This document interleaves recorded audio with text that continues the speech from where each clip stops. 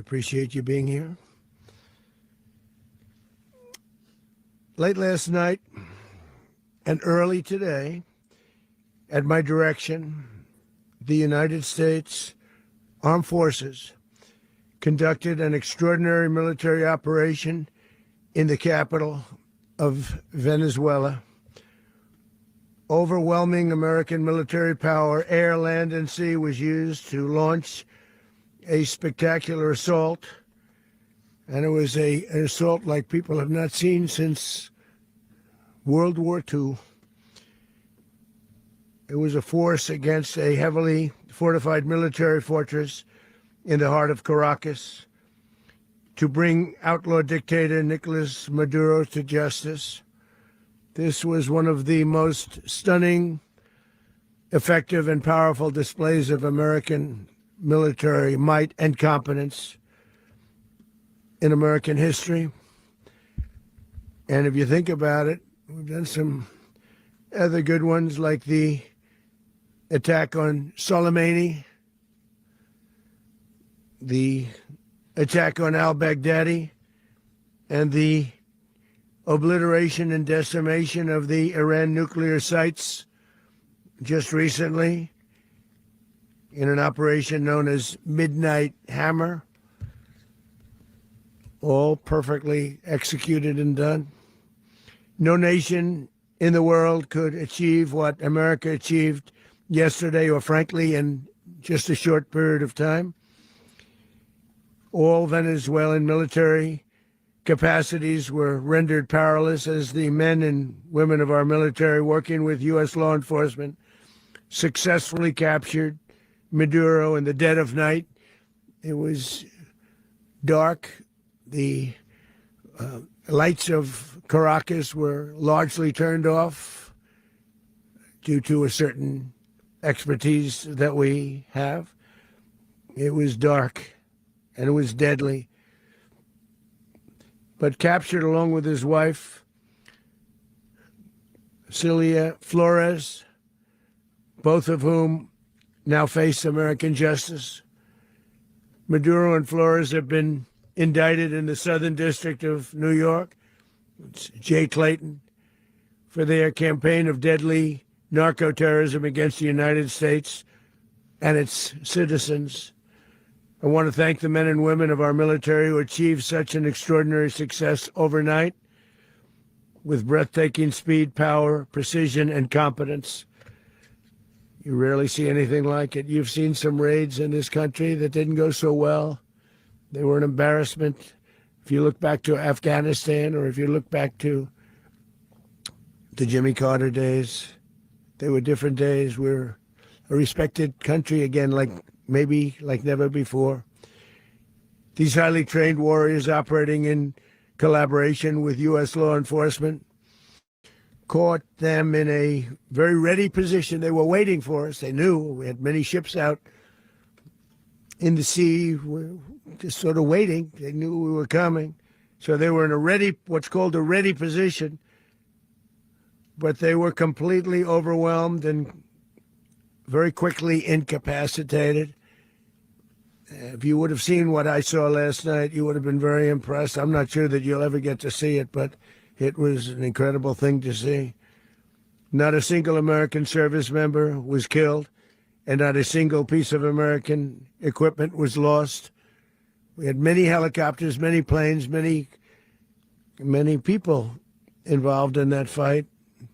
But think of that, not one piece of military equipment was lost, not one service member was, more importantly, killed. The United States military is the strongest and most fearsome military on the planet by far. With capabilities and skills our enemies can scarcely begin to imagine. We have the best equipment anywhere in the world. There's no equipment like what we have. And you see that even if you just look at the boats. We've knocked out 97% of the drugs coming in by sea. 90%. Each boat kills on average, 25,000 people. We knocked out 97%. And those drugs mostly come from a place called Venezuela. We're going to run the country until such time as we can do a safe, proper, and judicious transition. So we don't want to be involved with having somebody else get in and we have the same situation that we had for the last long period of years. So we are going to run the country until such time as we can do a safe, proper, and judicious transition. And it has to be judicious because that's what we're all about. We want peace, liberty, and justice for the great people of Venezuela. And that includes many from Venezuela that are now living in the United States and want to go back to their country. It's their homeland. We can't take a chance that somebody else takes over Venezuela that doesn't have the good of the Venezuelan people in mind. We've had decades of that. We're not going to let that happen. We're there now, and what people don't understand, but they understand as I say this, we're there now, but we're going to stay until such time as the proper transition can take place. So we're going to stay until such time as we're going to run it, essentially, until such time as a proper transition can take place. As everyone knows, the oil business in Venezuela has been a bust, a total bust, for a long period of time. They were pumping almost nothing by comparison to what they could have been pumping and what could have taken place. We're going to have our very large United States oil companies, the biggest anywhere in the world, go in, spend billions of dollars, fix the badly broken infrastructure, the oil infrastructure, and start making money for the country. And we are ready to stage a second and much larger attack if we need to do so. So we were prepared to do a second wave if we needed to do so. We actually assumed that a second wave would be necessary, but now it's probably not. The first wave, if you'd like to call it that, the first attack was so successful, we probably don't have to do a second, but we're prepared to do a second wave, a much bigger wave, actually. This was pinpoint, but we have a much bigger wave that probably won't have to do.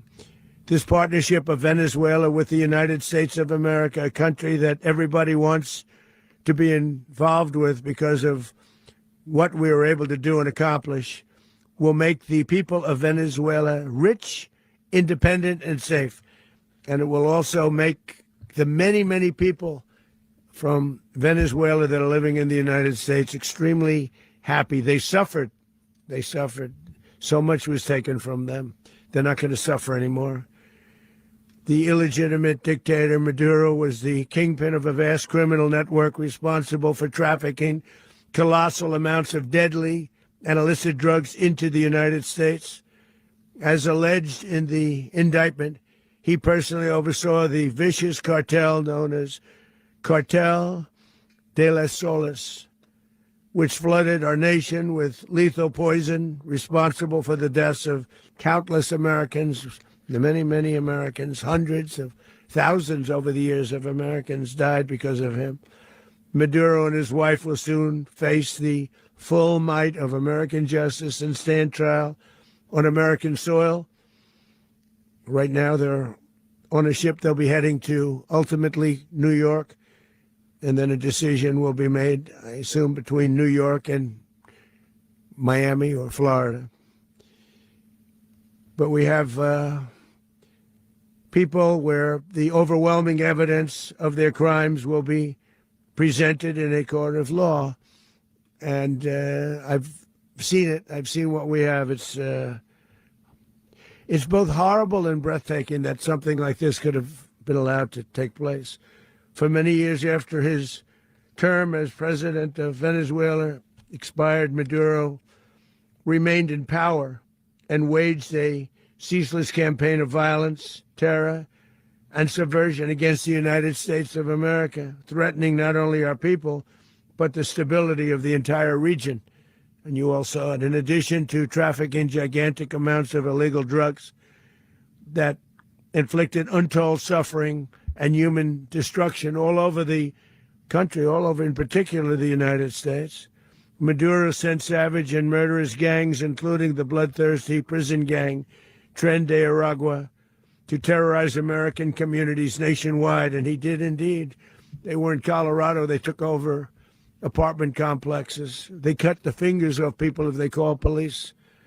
They were brutal, but they're not so brutal now. And I just have to congratulate our military, Pete and everybody, and our National Guard, because the job that they've done, whether it's in Washington, D.C., where we have a totally safe city, where it was one of the most unsafe cities anywhere in the world, frankly, and now we have no crime in Washington, D.C. We haven't had a killing. We had the terrorist attack a few weeks ago, a little bit of a different kind of a threat, but we haven't had a killing in a long period of time, 6-7 months. We used to have two, on average, 2 a week in Washington, our capital. We don't have that anymore. The restaurants are opening. Everyone's happy. They're going, they're walking their daughters, they're walking their children, their wives. They walk to restaurants. Restaurants are opening all over Washington, D.C. So I want to thank the National Guard. I want to thank our military. And I want to thank law enforcement. It's been amazing. And they should do it with more cities. We're doing it, as you know, and we're doing it in Memphis, Tennessee right now, and crime is down. We've just sort of started a few weeks ago, but crime is down now 77%. And the governor of Louisiana called, great person, and he wanted us to help him, as you know, in a certain very nice part of Louisiana. And we have done that. And it was a rough section, and we have crime down. I understand it's down to almost nothing already after 2.5 weeks. New Orleans, it's down to almost nothing. And we've only been there for 2.5 weeks. Can't imagine why governors wouldn't want us to help. We also helped, as you know, in Chicago, and crime went down a little bit there. We did a very small help because we had no working ability with the governor. The governor was a disaster, and the mayor was a disaster. But it knocked down crime. But we're pulling out of there when they need us. We'll know. You'll know. You'll be writing about it. And likewise, Los Angeles, where we saved Los Angeles early on, where the head of the police department made a statement that if the federal government didn't come in, we would have lost Los Angeles. That's long after the fires. That's when they had the riots in Los Angeles. We did a great job. Got no credit for it whatsoever, but that's okay. It doesn't matter. We don't need the credit. But we'll be pulling out when they need us. They'll call, or we'll go back if we have to. We'll go back. But we did a great job in various cities. But the place that we're very proud of is Washington, D.C., because it's our nation's capital. We took it from being a crime-ridden mess to being one of the safest cities in the country. But the gangs that they sent raped, tortured, and murdered American women and children. They were in all of the cities I mentioned, Tren de Aragua. And they were sent by Maduro to terrorize our people. And now Maduro will never again be able to threaten an American citizen or anybody from Venezuela. There will no longer be threats. For years, I've highlighted the stories of those innocent Americans whose lives were so heartlessly robbed by this Venezuelan terrorist organization. Really one of the worst. One of the worst. They say the worst. Americans like 12-year-old Jocelyn Nungary from Houston. Beautiful Jocelyn Nungary. What happened to her? They, as you know, they kidnapped, assaulted, and murdered by Tren de Aragua animals. They murdered Jocelyn and left her dead under the bridge. There was a bridge that will never be the same to so many people after seeing what happened. As I've said many times, the Maduro regime emptied out their prisons, sent their worst and most violent monsters into the United States to steal American lives. And they came from mental institutions and insane asylums. They came from prisons and jails. The reason I say both, they sound similar. Actually, prisons a little bit more hostile, a little bit tougher. A mental institution isn't as tough as an insane asylum, but we got them both. They sent from their mental institutions. They sent from their jails, prisons. They were drug dealers. They were drug kingpins. They sent everybody bad into the United States, but no longer. And we have now a border where nobody gets through. In addition, Venezuela unilaterally seized and stole American oil, American assets, and American platforms, costing us billions and billions of dollars. They did this a while ago, but we never had a president that did anything about it. They took all of our property. It was our property. We built it. And we never had a president that decided to do anything about it. Instead, they fought wars that were 10,000 miles away. We built Venezuela oil industry with American talent, drive, and skill, and the socialist regime stole it from us during those previous administrations, and they stole it through force. This constituted one of the largest thefts of American property in the history of our country. Considered the largest theft of property in the history of our country. Massive oil infrastructure was taken like we were babies, so we didn't do anything about it. I would have done something about it. America will never allow foreign powers to rob our people or drive us back into and out of our own hemisphere. That's what they did. Furthermore, under the now deposed dictator Maduro, Venezuela was increasingly hosting foreign adversaries in our region and acquiring menacing offensive weapons that could threaten U.S. interests and lives. And they used those weapons last night. Potentially in league with the cartels operating along our border. All of these actions were in gross violation of the core principles of American foreign policy, dating back more than 2 centuries. And not anymore. All the way back, it dated to the Monroe Doctrines. And the Monroe Doctrine is a big deal. But we've superseded it by a lot, by a real lot. They now call it the Donroe Document. I don't know. It's Monroe Doctrine. We sort of forgot about it. It was very important, but we forgot about it. We don't forget about it anymore. Under our new national security strategy, American dominance in the Western Hemisphere will never be questioned again. Won't happen. So just in concluding, for decades, other administrations have neglected or even contributed to these growing security threats in the Western Hemisphere. Under the Trump administration, we are reasserting American power in a very powerful way in our home region. And our home region is very different than it was just a short while ago. The future will be, and we did this in my first term. We had great dominance in my first term, and we have far greater dominance right now. Everyone's coming back to us. The future will be determined by the ability to protect commerce and territory and resources that are core to national security. These are core to our national security. Just like tariffs are, they've made our country rich, and they've made our national security stronger than ever before. But these are the iron laws that have always determined global power. And we're going to keep it that way. We will secure our borders. We will stop the terrorists. We will crash the cartels, and we will defend our citizens against all threats, foreign and domestic. Other presidents may have lacked the courage or whatever to defend America, but I will never allow terrorists and criminals to operate with impunity against the United States.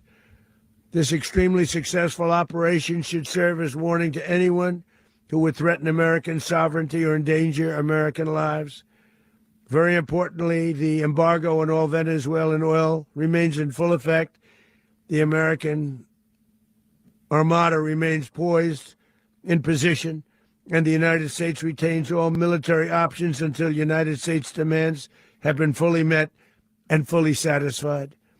All political and military figures in Venezuela should understand what happened to Maduro can happen to them, and it will happen to them if they aren't just fair, even to their people. The dictator and terrorist, Maduro, is finally gone in Venezuela. People are free. They're free again. It's been a long time for them, but they're free. America is a safer nation this morning. It's a prouder nation this morning because it didn't allow this horrible person and this country that was doing very bad things to us. It didn't allow it to happen. And the Western Hemisphere is right now a much safer place to be. So I want to thank everybody for being here. I want to thank General Raisin Kane. He's a fantastic man. I've worked with a lot of generals. I worked with some I didn't like. I worked with some I didn't respect. I worked with some that just weren't good. But this guy is fantastic. I watched last night one of the most precise attacks on sovereignty. I mean, it was an attack for justice. And I'm very proud of him, and I'm very proud of our Secretary of War, Pete Hegseth, who I'm going to ask to say a few words. Thank you very much.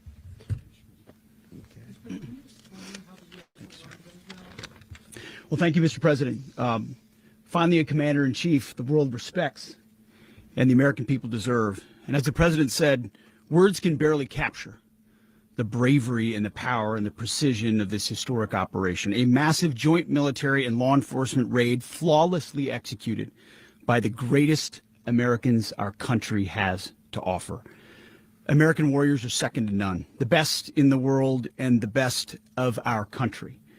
What all of us witnessed last night was sheer guts and grit, gallantry, and glory of the American warrior. I'm simply humbled by such men. And I tip my hat to our chairman, Dan Raisin Kane, and all those Americans who stood watch last night. Our warriors are the elite of America, and again, President Trump has your back. No other country on planet Earth, and it's not even close, could pull this kind of operation off. And no other president has ever shown this kind of leadership, courage, and resolve, the most powerful combination the world has ever seen. As the president said, our adversaries remain on notice. America can project our will anywhere, anytime. The coordination, the stealth, the lethality, the precision, the very long arm of American justice, all on full display in the middle of the night. Nicolas Maduro had his chance, just like Iran had their chance, until they didn't and until he didn't. He effed around, and he found out. President Trump is deadly serious about stopping the flow of gangs and violence to our country. Deadly serious about stopping the flow of drugs and poison to our people. Deadly serious about getting back the oil that was stolen from us. And deadly serious about reestablishing American deterrence and dominance in the Western Hemisphere.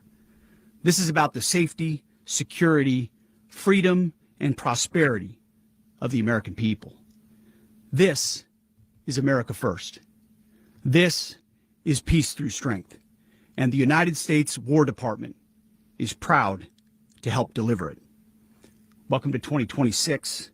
And under President Trump, America is back. I'd like to welcome now our chairman, Chairman Raisin Kane, to give a few more details about the operation. Mr. Chairman. Thank you, Mr. Secretary. Thank you, Mr. President, and good morning. Last night, on the order of the President of the United States and in support of a request from the Department of Justice, as the President said, the United States military conducted an apprehension mission in Caracas, Venezuela, to bring to justice two indicted persons, Nicolas and Cecilia Maduro. This operation, known as Operation Absolute Resolve, was discreet, precise, and conducted during the darkest hours of January 2nd and was the culmination of months of planning and rehearsal, an operation that, frankly, only the United States military could undertake. What I'd like to do this morning is talk to you through some of the preparation and the details without compromising any of our tactics, techniques, and procedures. There is always a chance that we'll be tasked to do this type of mission again. Our interagency work began months ago and built on decades of experience of integrating complex air, ground, space, and maritime operations. While the past 2 decades have honed the skills of our special operations forces, this particular mission required every component of our joint force, with soldiers, sailors, airmen, Marines, and Guardians working in unison with our intelligence agency partners and law enforcement teammates in an unprecedented operation. We leveraged our unmatched intelligence capabilities and our years of experience in hunting terrorists, and we could not have done this mission without the incredible work by various intelligence agencies, including the CIA, NSA, and NGA. We watched, we waited, we prepared, we remained patient and professional. This mission was meticulously planned, drawing lessons from decades of missions over the last many years, many missions over these last many years. This was an audacious operation that only the United States could do. It required the utmost of precision and integration within our joint force. And the word integration does not explain the sheer complexity of such a mission.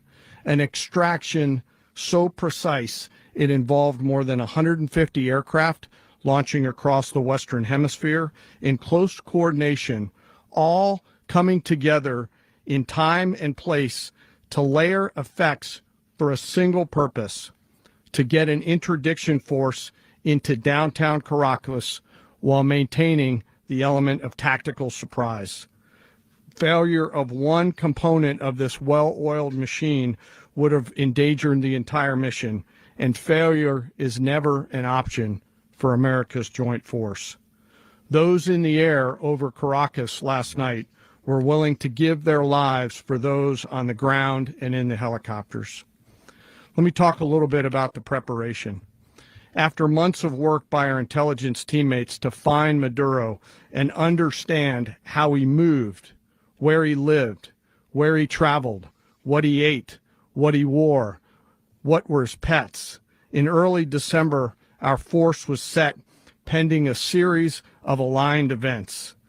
Key was choosing the right day to minimize the potential for civilian harm and maximize the element of surprise, and minimize the harm to the indicted personnel so, as the president said, they could be brought to justice. And as the president said earlier today, weather in Venezuela is always a factor this time of the year. And over the weeks through Christmas and New Year's, the men and women of the United States military sat ready, patiently waiting for the right triggers to be met and the president to order us into action. Last night, the weather broke just enough, clearing a path that only the most skilled aviators in the world could maneuver through. Ocean, mountain, low cloud ceilings, but when tasked with a mission, this organization does not quit. At 10:46 p.m. Eastern Time last night, the president ordered the United States military to move forward with this mission. He said to us, and we appreciate it, Mr. President, good luck and Godspeed.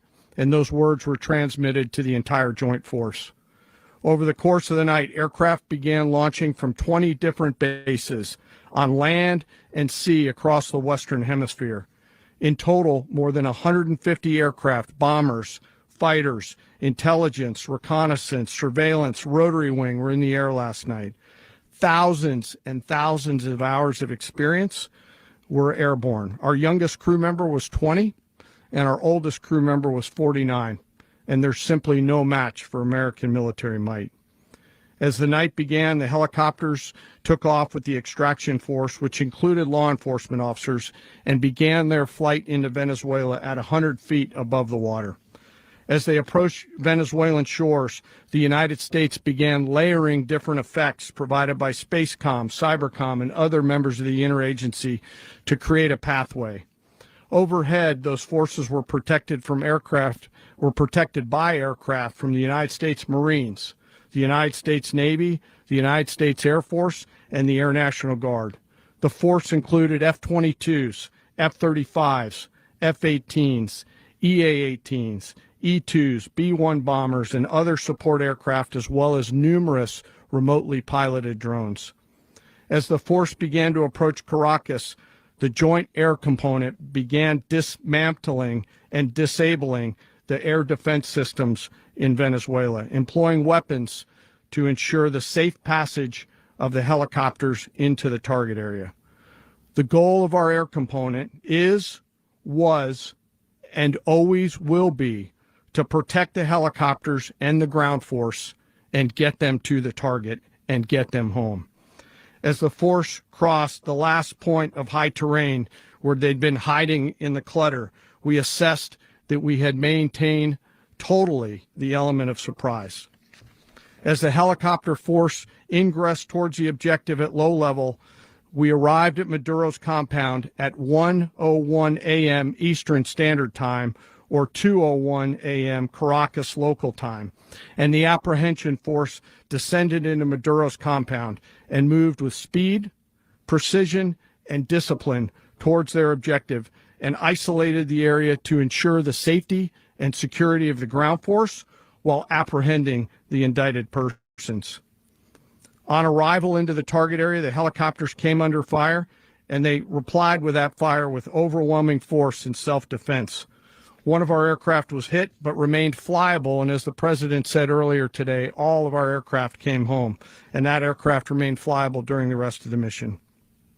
As the operation unfolded at the compound, our air and ground intelligence teams provided real-time updates to the ground force, ensuring those forces could safely navigate the complex environment without unnecessary risk. The force remained protected by overhead tactical aviation.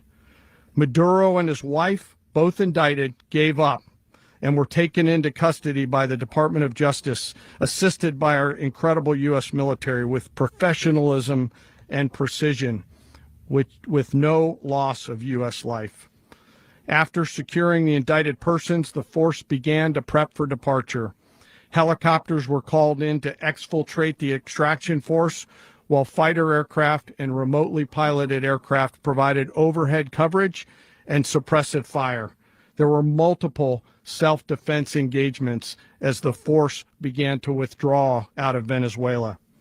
The force successfully exfiltrated and returned to their afloat launch bases, and the force was over the water at 3:29 a.m. Eastern Standard Time with indicted persons on board. And both Maduro and his wife were embarked aboard the USS Iwo Jima. In closing, what we've witnessed today is a powerful demonstration of America's joint force. We think, we develop, we train, we rehearse, we debrief, we rehearse again and again, not to get it right, but to ensure that we cannot get it wrong. Our jobs are to integrate combat power so when the order comes, we can deliver overwhelming force at the time and the place of our choosing against any foe anywhere in the world. I am immensely proud today of our joint force and filled with gratitude to represent them here today. There is simply no mission too difficult for these incredible professionals and the families that stand by them and support them. As we stand here this morning, our forces remain in the region at a high state of readiness, prepared to project power, defend themselves, and our interests in the region. This operation is a testament to the dedication and unwavering commitment to justice and our resolve to hold accountable those who threaten peace and stability. In closing, I want to express my heartfelt gratitude to the brave men and women who executed this mission. Their courage and tireless commitment to our nation are what makes us strong. Thank you, Mr. Secretary, and thank you, Mr. President. Well, I don't have much to add to what you've heard now, other than the following points. Nicolas Maduro was indicted in 2020 in the United States. He is not the legitimate president of Venezuela. That's not just us saying it. The first Trump administration, the Biden administration, the second Trump administration, none of those three recognized him. He's not recognized by the European Union and multiple countries around the world. He is a fugitive of American justice with a $50 million reward which I guess we saved $50 million. And Make sure. yeah, exactly. But Don't let anybody claim it. Nobody deserves it but us. But I want to be clear about one thing. Nicolas Maduro had multiple opportunities to avoid this. He was provided multiple very, very, very generous offers and chose instead to act like a wild man, chose instead to play around. And the result is what we saw tonight. The other message here is the following. You have a guy, like many people around the world, they like to play games. You have a guy who decides he's going to invite Iran into his country, is going to, do the confiscation of American oil companies, is going to flood our country with gang members, is going to take Americans prisoner and try to hold them for hostage and trade them like he was able to do with the Biden administration. Basically likes to play games all this time and thinks nothing's going to happen. And I hope what people now understand is that we have a president. The 47th president of the United States is not a game player. When he tells you that he's going to do something, when tells you he's going to address a problem, he means it. He actions it. I can tell you, I've watched this process now for 14, 15 years, been around it. Everybody talks. I'm going to do this. I'm going to do that. When I get there, we're going to do this. We're going to take. This is a president of action. Like, I don't understand yet how they haven't figured this out. And now, if you don't know, now you know. Because this is the way it's going to play out. And I think people need to understand that this is not a president that just talks and does letters and press conferences. And, if he says he's serious about something, he means it. And this is something that was a direct threat to the national interest of the United States, and the president addressed it. There's a president of peace, by the way. I told you what I just said earlier. This guy had multiple opportunities to find his way somewhere else and figure out another. He could have been living somewhere else right now very happy, but instead he wanted to play big boy. And so now, he's got other sets of problems on his hands. And but I think that the message here should be for the world. Look, the president doesn't go out looking for people to pick fights with. He's not generally wants to get along with everybody. We'll talk and meet with anybody, but don't play games. Don't play games with this president's in office, because it's not going to turn out well. And so I hope that I guess that lesson was learned last night, and we hope it'll be instructive moving forward. Is that a message for Cuba, Mr. President?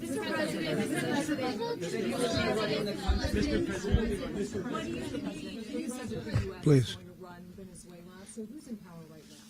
Well, we're going to be running it with a group, and we're going to make sure it's run properly. We're going to rebuild the oil infrastructure, which will cost billions of dollars. It'll be paid for by the oil companies directly.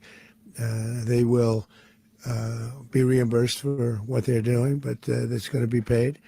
And we're going to get the oil flowing the way it should be. As you know, it was just a minor flow. It was actually a minor flow for what they have. But we're going to run it properly, and we're going to make sure the people of Venezuela are taken care of.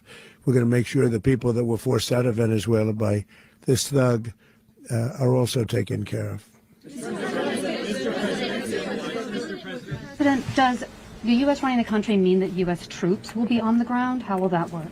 Well, they always say boots on the ground. So we're not afraid of boots on the ground if we have to have. We had boots on the ground last night at a very high level, actually. We're not afraid of it. We don't mind saying it. But we're going to make sure that that country is run properly. We're not doing this in vain. This is a very dangerous attack. This is an attack that could have gone very, very badly. Could have gone very badly. We could have lost a lot of people last night. We could have lost a lot of dignity. We could have lost a lot of equipment. The equipment is less important, but we could have lost a lot. And we're going to make sure that this is proper. We're there now. We're ready to go again if we have to. We're going to run the country right. It's going to be run very judiciously, very fairly. It's going to make a lot of money. We're going to give money to the people. We're going to reimburse people that were taken advantage of. We're going to take care of everybody. It's very important. We couldn't let them get away with it. They stole our oil. We built that whole industry there, and they just took it over like we were nothing. And we had a president that decided not to do anything about it. So we did something about it. We're late, but we did something about it. Yeah, please. Mechanism by which you're going to run the country? Are you going to designate a U.S. official to coordinate? Yes, it's all being done right now. We're designating people. We're talking to people. We're designating various people, and we're going to let you know who those people are. Would run Venezuela? Well, it's largely going to be, for a period of time, the people that are standing right behind me. We're going to be running it. We're going to be bringing it back. It's a dead, I talk about a dead country. A year and a half ago, we were a dead country. Now we're the hottest country anywhere in the world. We're a country doing better than any country anywhere in the world. and it required leadership. Venezuela has a lot of bad people in there, a lot of bad people that shouldn't be leading. We're not going to take a chance that one of those people take over for Maduro. So you can look at, and others, we have fantastic people, including people in the military. So we're going to have a group of people running it until such time as it can be put back on track, make a lot of money for the people, and give people a great way of life, and also reimbursement for people in our country that were forced out of Venezuela. Rubio would be. You said earlier today that you weren't going to back Machado to come back and be the opposition leader in your Fox and Friends interview. And then you also mentioned the vice president of Venezuela. Are you going to work with the vice president of Venezuela, or how do you foresee the relationship Well, I going? understand she was just sworn in, but she was, as you know, picked by Maduro. So Marco's working on that directly. He just had a conversation with her, and she's essentially willing to do what we think is necessary to make Venezuela great again. Very simple. Mr. President, Colombian President Gustavo Petro, a couple weeks ago, he said he's got to watch his ass. And today, he said he's not concerned about anything happening to him in the aftermath of this operation. So, just what your message is Well, about he that. has cocaine mills. He has factories where he makes cocaine. And yeah, I think I stick by my first statement. He's making cocaine. They're sending it into the United States. So he does have to watch his ass. Mr. President, did you notify any members of Congress in advance? Marco, do you want to talk about that? Because you were involved in it. Sure. We call members of Congress immediately after. This was not the kind of mission that you can do congressional notification on. It was a trigger-based mission in which conditions had to be met night after night. We watched and monitored that for a number of days.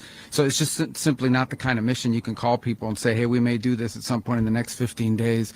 But it's largely a law enforcement function. Remember, at the end of the day, at its core, this was an arrest of 2 indicted fugitives of American justice, and the Department of War supported the Department of Justice in that job. Now, there are broader policy implications here, but it's just not the kind of mission that you can pre-notify because it endangers the mission. Plus, if I could add one thing to that, Congress has a tendency to leak. This would not be good. If they leaked, General, I think it would have been maybe a very different result. But I have to say, they knew we were coming at some point, We had a lot of ships out there. They sort of knew we were coming. We went there. But Congress will leak, and we don't want leakers. People to watch this all play out live. What was Maduro doing when the U.S. forces entered what I assume would be his home? And also, was there any point where the U.S. was considering if Maduro pushed back or resisted killing Maduro? It could have happened. It could have happened. He was trying to get into a safe place. The safe place is all steel. And he wasn't able to make it to the door because our guys were so fast. They went through the opposition so fast. And there was a lot of opposition. People were wondering, do we get them by surprise? Sort of surprised, but they were waiting for something. It was a lot of opposition. There was a lot of gunfire. You saw some of it today. But he was trying to get to a safe place, which wasn't safe because we would have had the door blown up in about 47 seconds, they say on average, regardless of how thick the steel was. It was a very thick door. It was a very heavy door, but he was unable to get to that door. He made it to the door. He was unable to close it. Go ahead, finish. To be in the time being right now. Do you know his exact whereabouts? Well, eventually, ultimately, in the near future, he's going to be brought to New York. And where is he going to be held? Where is he going to be held in New York? Do you know? That's going to be up to the officials that do these things. Mr.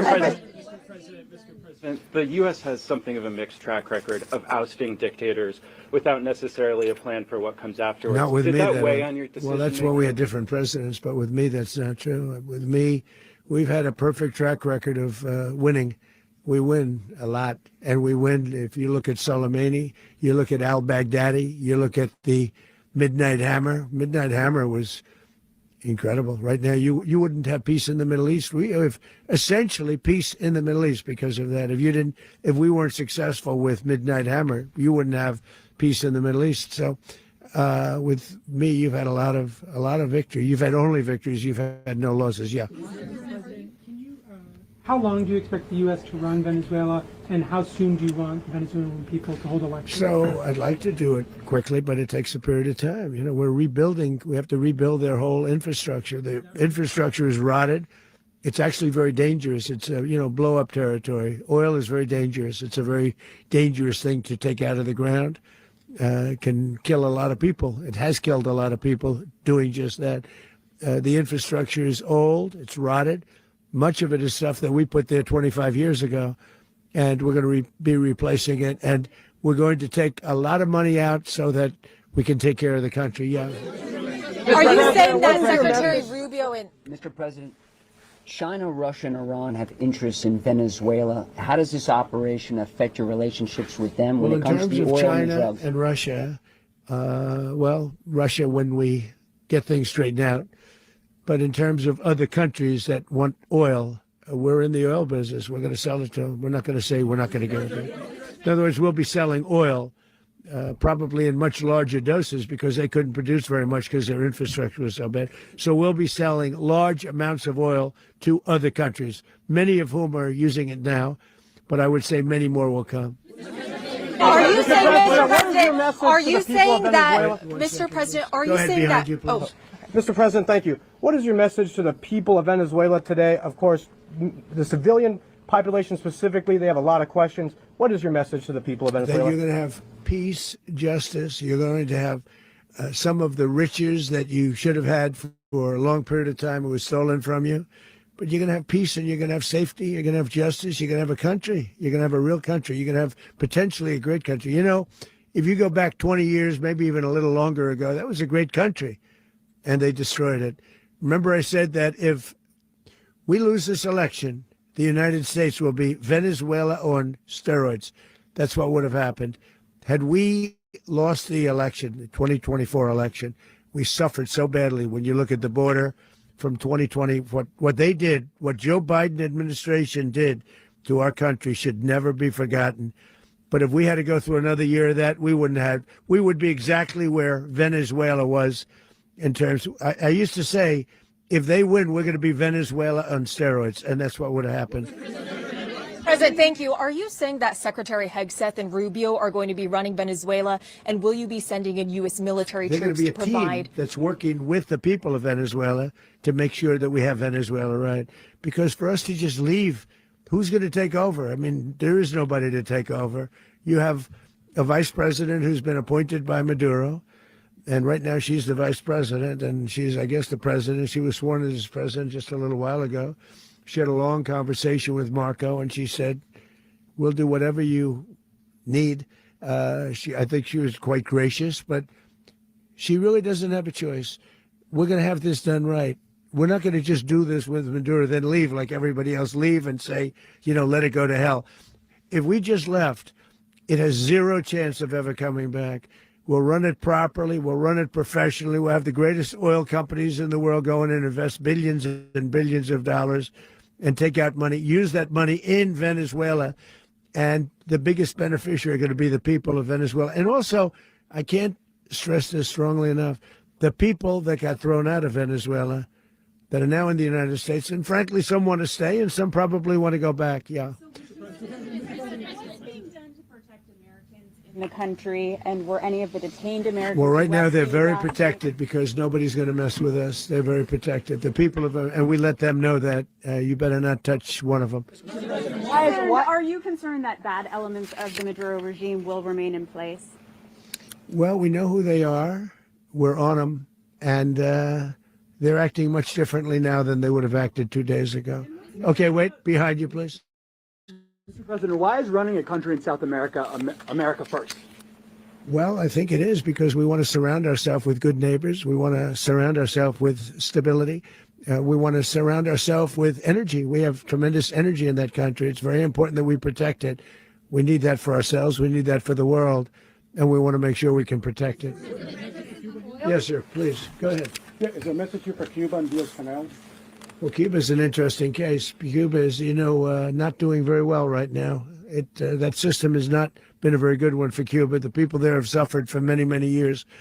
And I think Cuba is going to be something we'll end up talking about because Cuba is a failing nation right now, very badly failing nation.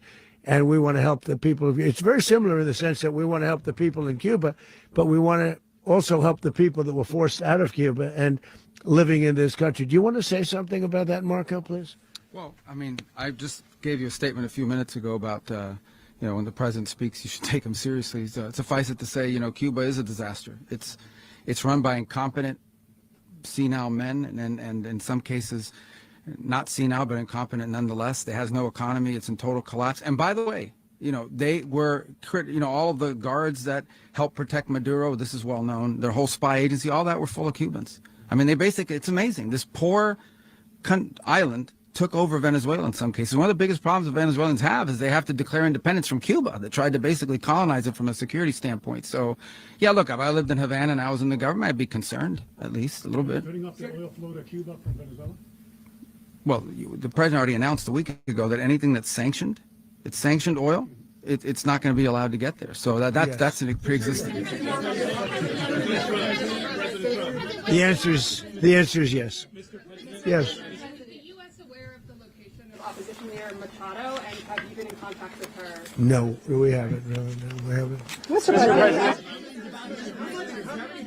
Mr. President, on Monday. Oh, I think it would be very tough for her to be the leader. She doesn't have the support within or the respect within the country. She's a very nice woman, but she doesn't have the respect. Mr. President, is it possible that the U.S. ends up administrating Venezuela for years? Well, it won't cost us anything because the money coming out of the ground is very substantial, so it's not going to cost us anything. We want safety there. We want to be surrounded by countries that aren't housing all of our enemies all over the world. That's what was happening, and you don't want to have that. But we're going to be rebuilding, and we're not spending money. The oil companies are going to go in. They're going to spend money. We're going to take back the oil that, frankly, we should have taken back a long time ago. A lot of money is coming out of the ground. We're going to get reimbursed for all of that. We're going to get reimbursed for everything that we spend. So it's going to be a very important. This is a very big evening that took place last night. We have to be surrounded by safe, secure countries. And we also have to have energy. Very important. We have to have energy that's real energy, not where they're getting 4% and 5% of the energy out of the ground. You take a look. It was such a disaster. So what's going to happen with Venezuela, I think, over the next period of a year is going to be a great thing. And the people of Venezuela will be the biggest beneficiaries. Going to send in U.S. military. Mr. President, thank you. What did you last speak to Maduro about when you spoke? And is the Well, US I don't want to get at war into with the Venezuela? conversations, but I did have conversations with him, and I said, you got to surrender. And I actually thought he was pretty close to doing so, but now he wished he did, yeah. You said that Maduro is responsible for drug trafficking. You recently pardoned the former president of Honduras, who was convicted of many drug trafficking. Can you explain how these two situations are different? And would you ever pardon Maduro? I endorsed, as you know, the winning president, the man who won in Honduras. I endorsed the man who won in Chile. I endorsed the man who won in Argentina.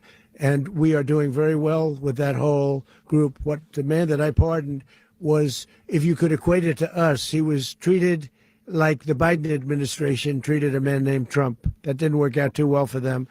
This was a man who was persecuted very unfairly. He was the head of the country. He was persecuted very unfairly. And there are a number of them.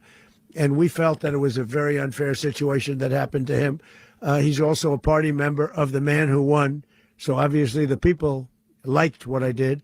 And one of the reasons that was done is because of the fact that the party in power felt very strongly that that man was treated very badly. I studied it very quickly, and then I studied it in great detail. I went to a lot of the people standing behind me, and they felt that that man was persecuted and treated very badly. That's why I gave him a pardon. You referenced boots on the ground earlier. Can you just sort of button this up? Do you envision the U.S. military having a presence in Venezuela as the U.S. runs that Well, country? no, we're going to have a presence in Venezuela as it pertains to oil, because we have to have, we're sending our expertise in. So you may need something, not very much. But no, we're going to be taking out a tremendous amount of wealth out of the ground. And that wealth is going to the people of Venezuela and people from outside of Venezuela that used to be in Venezuela. And it goes also to the United States of America in the form of reimbursement for the damages caused us by that country. So I want to thank you all very much. Thank you. Do you have one? Yes, please. You were so nice before. I'm going to give you the final question. Go Thank ahead. you, Mr. Unless it's a President. bad question, in It's which about case I'll Putin. go one word. It's about who? It's about Putin, if you want. About Putin. Well, that's Okay. always nice You had to a phone- talk about Putin. You had a phone call with him Yeah. on Monday. Did he talk at all about Maduro? Did y'all talk about this? No, we didn't. And We then- never spoke about Maduro. Are you mad at him right now? I mean, there's this I'm not intelligence. thrilled with Putin. I'm not thrilled with Putin. He's killing too many people. I thought that would be so. I settled 8 1/4 war. You know what the 1/4 was? Thailand and Cambodia. I did it again. They broke out, and I did it in about 5 hours, and I settled it. I'm giving myself 1/4, so I'm up to now 8 1/4. In other words, I settled the war, but then they broke out. They had a pretty bad breakout over the last 4 days. I got them to go back to peace, so I only give 1/4. I thought the easiest one would be, one of the easier ones would be Russia, Ukraine. It's not, and they both have done some pretty bad things. And look, that's Biden's war. That's not my war. But I want to stop the lives. Did you see where last month, 30,000, it was 27,000 the month before. 30,000, mostly soldiers, were killed this last month. 30,000. I want to stop that. You know, I got NATO to pay 5% instead of the 2% that they weren't paying. They weren't paying 2, now they pay 5. And we send them a lot of munitions. We send them a lot of things, missiles and various other things, a lot. And they pay. The United States is not losing money. We're probably making money on that. It's the last thing I care about. I just want to stop all those people. We're losing 25, 30,000 human beings. They come from 2 places that are very far away. But if I can stop, because it's something I've been pretty good at doing, deals, I guess. It's all a deal. Life is a big deal. But if I can stop that war and stop 30,000 young people, in addition to the fact that people are being killed in Kiev, people are being killed in other cities throughout, a much smaller number, but they're being killed, viciously killed. So I'm not happy about it. I thought that would be something that would get solved. We have Mr. Witkoff here. I think that we're making progress, but that's a war that should have never happened. If I were president, it would have never happened. Putin says it. Everybody says it. If I were president, that would have never happened. But I inherited that war. That was Joe Biden, Zelensky, and Putin. I came into the situation, and it's a mess. And I will say this. I watched an operation last night that was so precise, that was so brilliant. I mean, it was incredible. If we had our people, like this general and our people involved, that war would not have gone on very long, that I can tell you. That war, to use an old term, that war has become a bloodbath, and we want it to get stopped. Thank you very much, everybody.